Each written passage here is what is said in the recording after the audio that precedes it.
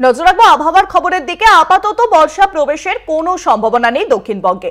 নির্ধারিত সময়ের পরে দক্ষিণবঙ্গে বর্ষা, কলকাতা সহ সব জেলাতেই রয়েছে বজ্রবিদ্যুৎ সহ বৃষ্টির সম্ভাবনা।